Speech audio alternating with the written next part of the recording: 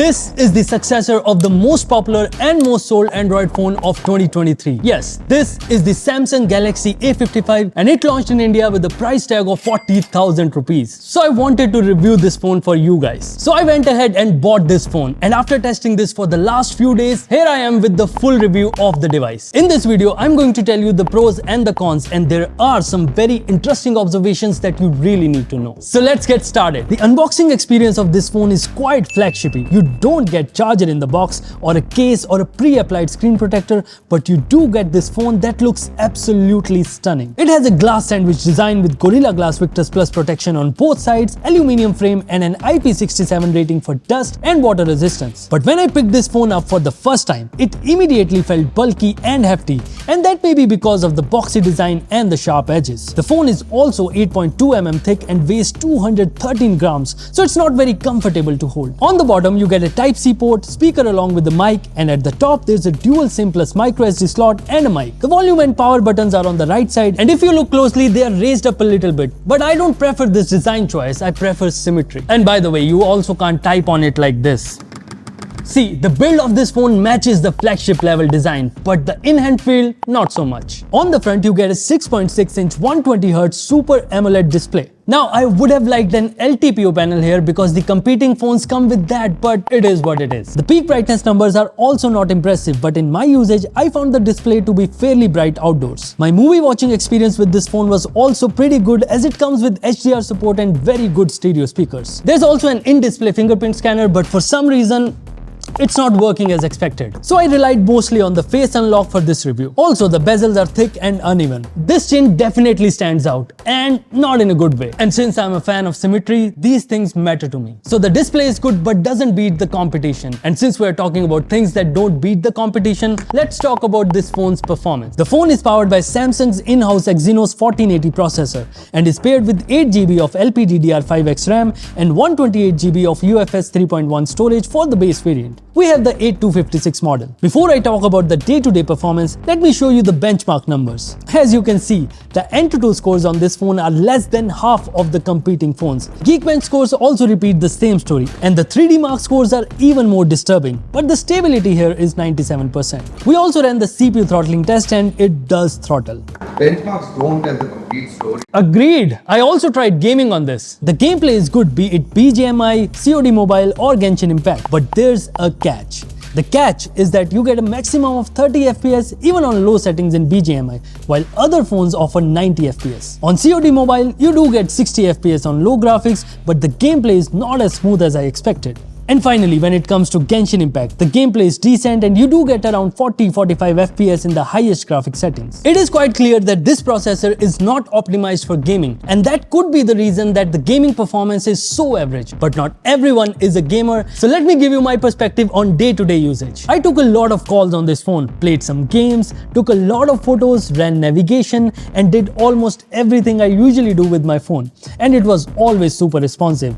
RAM management was also very good, and I never came across any bugs as well. One thing though, the haptics on this phone could have been better. So when it comes to performance, it's okay for basic usage but doesn't win any medals, and it's not good for gaming as well. But one thing where Samsung always wins is the software support, and it is true for this phone as well. The phone is running the latest One UI 6.1 based on Android 14 and will get 4 OS updates and 5 years of security patches. You get Samsung Wallet, Video Editor, Quick Share, which are all good features to have. Plus you can swipe up in photos in the gallery to do things like removing reflections from your photos and more. So yeah, One UI 6.1 is definitely nice, but this phone comes with a lot of bloatware, ads and even glass, which I honestly wasn't expecting on a phone with a 40,000 rupees price tag. Sure, One UI is feature rich and the bloatware can be uninstalled, but I really wish Samsung didn't bundle these ads and glass lock screen on at least this phone. Also, there's no Samsung DeX support on this phone. So when it comes to software experience, one thing that I don't like about Samsung is that they are not going towards clean software experience,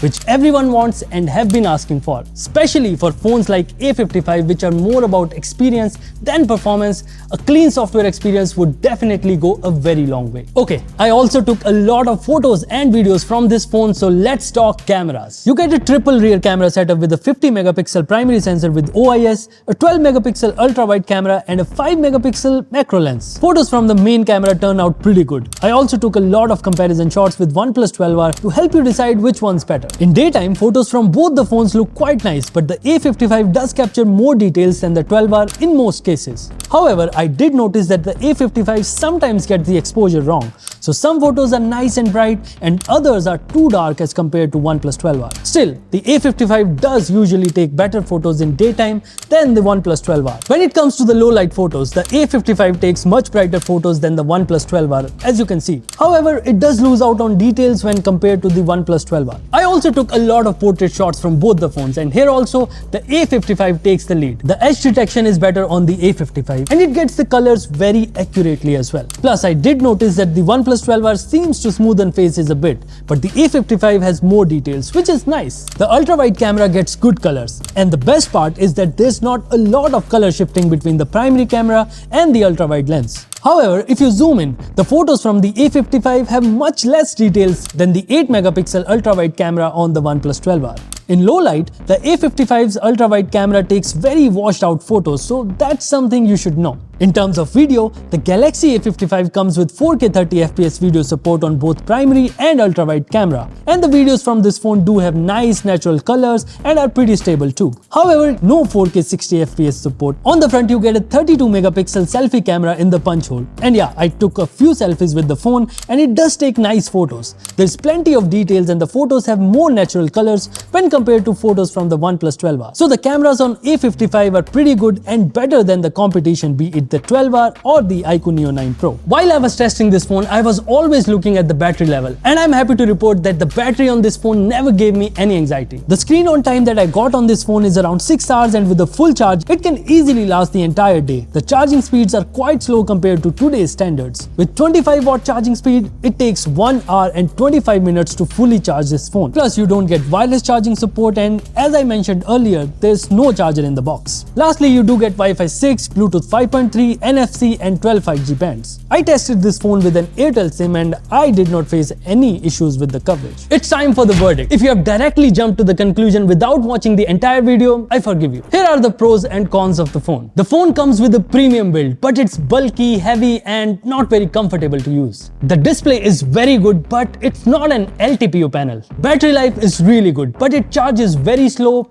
there's no wireless charging support and there's no charger in the box. One UI is feature rich and the software support is really good. But there are a lot of ads, bloatware and glass lock screen. And lastly, the processor is underpowered compared to other phones in the same price segment. As you can see, the cons of this phone outweigh the pros, and therefore it's really hard to recommend this phone at a price tag of 40,000 rupees. Rather, it's better to go with the OnePlus 12R if you want clean software experience, better processor and are okay with decent cameras. Or else you can go with the iQOO Neo 9 Pro if you are okay with FunTouch OS, because this comes at a lesser price and is an equally good phone. So that was it from my side. If you have any questions about the phone, ask us in comments and we'll answer them. Subscribe if you haven't already. Thank you for watching and I'll see you in the next one.